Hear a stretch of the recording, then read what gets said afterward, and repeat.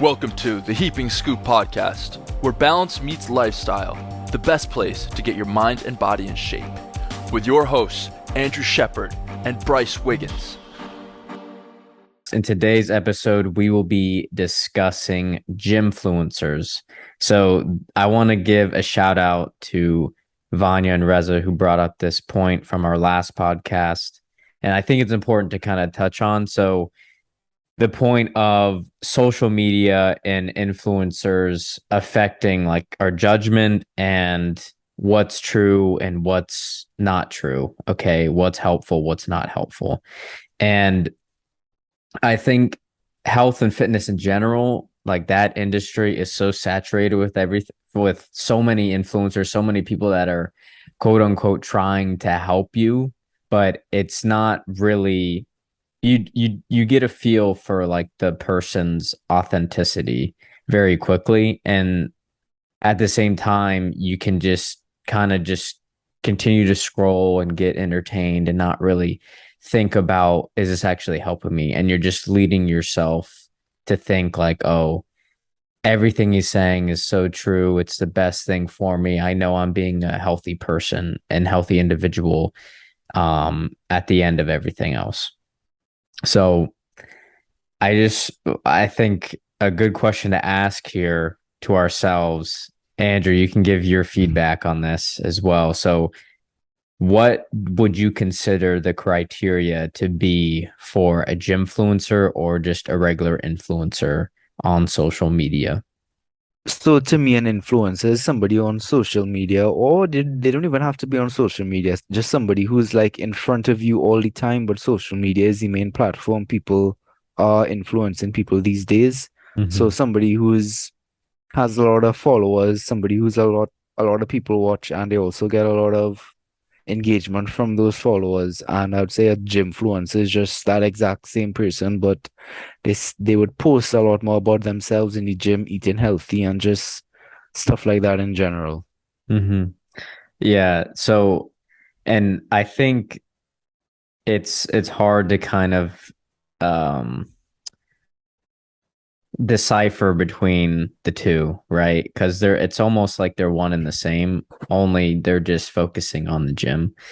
And I think a lot of the time, like when you look at a post, it becomes entertaining when like someone does something stupid or they fail in the gym, and then like you'll see a lot of like compilation videos of people like doing crazy swings on the cables and like really, really dumb things. And it just looks, I don't even know. Like it looks crazy. Like they're in a Spider-Man movie or whatever.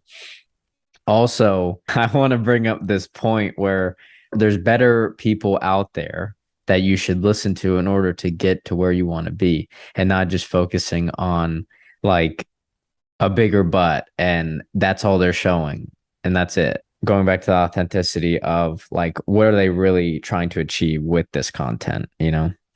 So going off of that, how do you think that just people in general can tell if the influencer or gymfluencer, I should say, to be more specific, is genuine or fake? So I think for me, what I look for is the what they're like basing the, I don't know, content or whatever they're talking about, the topic, basing that off of supporting evidence. So like, do they show something that makes sense?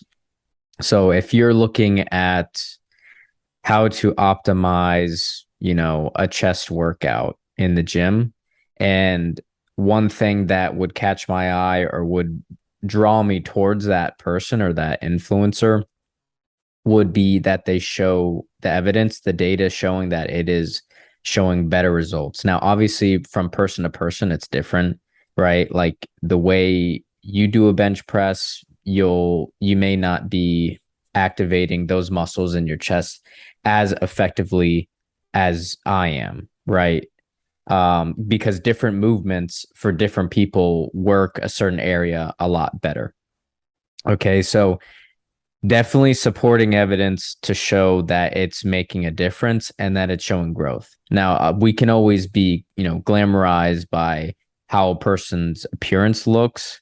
So if they have six-pack abs, they're ripped, and they just look like a person you want to look like, obviously that's attractive, but they didn't get there by not working out or working hard, I should say. Right. So there has to be some work done in order to achieve that. And then at the end of it all, they can show like, this is what I did. This is how I got there. And these are the steps you need to do. And I think another part of that is showing off the progress of like where you came from and like how you got to be here in this current moment. Right. Because anyone could just say like, oh, this is the best workout. This is the only 3 exercises you need to get a huge chest, right? Or like, these are the 3 exercises that you need to get a bigger butt, whatever it is for both male and female, right? Anyone could say that, but if you don't have like, Evidence to back it up. right. Yeah. If you don't have the evidence and you don't have like a visual of how you achieve that, then I think it becomes a different narrative of like, oh, this guy doesn't know what he's talking about. All he's doing is, being misled, I guess you could say. Mm-hmm. So I think that is a good point there, but I also feel like a lot of the people, when these gymfluencers, they are not the best advice. They aren't the best people who you should be going to get advice on how to actually build muscle and lose weight and stuff like that. Mm-hmm. I think there are certain people who you need to listen to. Like, for instance, I personally have watched this person for a long time, and the reason I really like him, Jeff Nippard, is because one, he backs up everything he says with science, and two, he doesn't try to sell you anything in his videos. He's not like, buy my course. Yeah.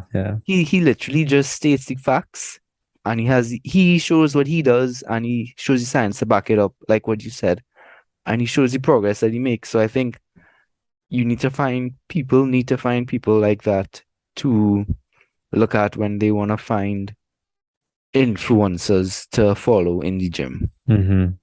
Yeah, and another thing, like, obviously, like social media, it's just content, right? All you're doing is just scrolling and scrolling aimlessly. And I think if you want to make some type of progress, like in the gym, and say if you're a person who like just follows Gymfluencers to get their exercise programs or whatever it may be, I think if you just kind of keep mixing up the variation of workouts, that can lead to like no progress at all. Because what you want to do ultimately is progressively overload one certain, like however you split up, say push pull legs, or like a regular split of like, back and buys, chest and tries, and so on and so forth, of that type of split, like the bro split, they call it. I think a lot of the time you want to start with a program that's going to progressively overload over time, doing the same exercises so you can get used to those exercises. Whereas if you're just mixing up the variation, you're never going to grow in that certain, workout program or exercise, the specific exercise that you're doing, ultimately just leading to a plateau, and you're not really going to get or move weight or increase the weight over time effectively. Okay.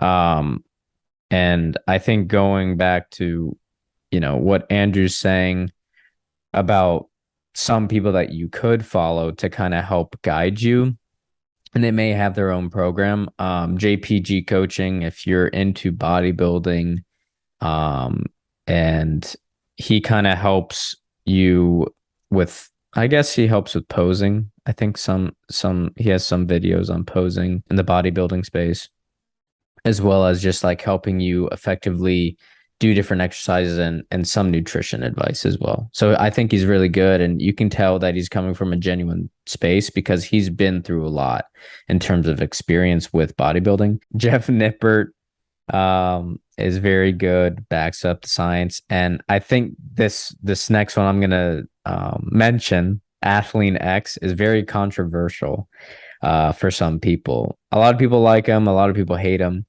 But I mean that's how it is with anything. But I do think he comes from a good background of how to optimally work out with nutrition advice, as well as, you know, some PT exercises to kind of help add to your arsenal of exercises to kind of help growth. And just to add on that, talking about Athlean X, the reason why I personally don't think he's bullshit is because, one, he has a degree in kinesiology, and I don't know if you realize in a lot of his videos, he actually has like the skeleton, and he actually shows and he draws where the muscle fibers Muscle marker. Yes, he literally shows you what is happening in your body when you make the alterations that he says you're supposed to do. So that's why I was like, he clearly knows what he's talking about, as opposed to some gym bro on YouTube is like, oh, let's go. Yeah, that's true. Yeah, I don't know, because okay, his body type, his physique is very hard to achieve or maintain, I should say, because he's like around 7 or 8 body fat percent, right? But let's be honest, I don't think most people want to be 8% body fat No. year round. No, nobody wants to be, well, you could want to be like that, but that's not going to be very fun to maintain year round. So I don't think that most people want to look exactly like him. But if you were to follow what he says or what other people say who know what they're talking about, you will look good. So yeah, true. So who are some people you think we should stay away from? Oh, well, before we get there, also to mention one very important person I think explains it very well, like science and like how it's broken down into your body and suggestions of like moving forward with things or maybe not moving forward with certain supplements, is More Plates, More Dates. I'm sure most of you guys have heard about him. But his YouTube is pretty good for following information on like a full breakdown on how it interacts in our body. So check him out. But people to avoid. So obviously the craze of Liver King, that didn't end so well. Now I guess he's trying to get back in terms of, you know, his whole situation with being on roids and lying to the people, but for so long. Can I just say something? Look at him. Does he look natural? Like just be objective. Look at him. Yeah. His blocky abs that have been there for like years, like it's insane, dude. Like I don't know how. I don't know how you go about that. I mean, you can eat as much liver as you want, right? But like that's not gonna get you to how he looks, you know. You can only go so far with that, with diet. And I guess another one to avoid would, I mean, I wouldn't say avoid him. He's just very an entertaining person, you know, Bradley Martyn. I think he's kind of transitioned into this, you know, influencer celebrity. He's right? Not really a gymfluencer anymore. He's just an influencer, I would say, who just likes to work out and goes to the gym. He's not a gymfluencer, somebody who gives advice on lifting weights and stuff like that. Yeah, he used to, that's how he started. And then it turned into him like doing crazy things in the gym, you know, like lifting girls up on like the barbell, or like doing a squat with people on his shoulders on the what was it called? What are those the motion boards? What like motion boards? The balance boards? No. Oh my God. It's on wheels and you kind of move forward, like tilt forward and it goes. Oh, like the Segway things. Oh, the Segway, okay, Yeah, but like without the thing that you hold. Yeah. Like a bike. Yeah. The hoverboard thing that people used to use. Yeah, the hoverboards. Like he would do a squat on that, like squatting 350 or 400 pounds, whatever it was. Crazy. Like he he probably should break the thing that he's on. But I think that's like that really created a following for him where he became the guy who does like crazy things in the gym. But he's like super strong. I don't know if he's natural. I don't know if he's ever like been questioned about that. But he's just someone that I mean he you don't have to get advice from him, right? For gym advice, but he's just someone that's entertaining in that space. So at what point do we say all influencers on social media are trying to sell their audience something, right? Because there comes a point when they do that with, promotion codes, discount codes, whatever it is, weighed to one side or the other, especially if that influencer doesn't really, have any passion or liking for that product, service, or company that they are promoting or, are part of to some degree. So at what point do we see this, just saying like, oh, everyone's the same? They're trying to sell us on some degree or some level. I think a certain point, most of them will be doing that. Everybody, because I would say that's their main source of, I don't know, but I would say for most of them, if they're that serious about it, that's their main source of income. And if you could supplement your income by getting your subscribers or followers to buy something because they trust you, then yeah, most of them probably would do it. So I think you have to be wary about stuff you see from people online. You need to look into it yourself. Don't take their word for it because who knows if they're actually using it. They could just be holding it up in front of you, being like, this is the best thing. This is what I've been using for so long. Whereas, where's the proof that they've actually been using it for so long? They just magically come out of the blue one day and be like, this is the best thing ever. I've been using this for years and this is how I got like this. No, that does not make sense. You have to actually look into it before you trust what people tell you online. Yep. I would agree with that statement because like, at one end of the thing, it looks good. It's very convincing, but at the same time, like you could very well be harming yourself because from person to person, we're all different in terms of like our physiology and how we react to certain things and certain things that we take, especially because if it's a supplement that they're promoting, you can try it, but it could very well be hurting you. So just be aware of some of the things that you're consuming if influencers are trying to, sell you on some things like the best pre-workouts like not Gorilla Mind, but that's just one example that came to my mind. But like a lot of like obscure ones that just look off. Yeah. I don't know how to describe it, but like some of the supplement brands look crazy. Like it's probably going to give you a heart attack, some of the pre-workouts, but that's besides the point. You just want to be cautious. That's all. And I think to summarize everything we've said here, I'm going to try and summarize it very briefly. So essentially, be careful who you trust online when you want to get advice on how to build up your body, and especially if they're recommending certain things for you to take or do. You would like to see some science or actual proof of work behind it. Like if there's videos of them doing it for years and they're looking like this now, then yeah, you could obviously trust them. But if you just see them hop onto the scene and they're looking big and jacked and ripped and they're like, I drink this every day, I do this every day, and that's what I did for the past 3 years, there's no evidence to actually say that they actually did that. So you have to actually be careful with who you trust online. That's what I want to say. We will see you guys on the next one.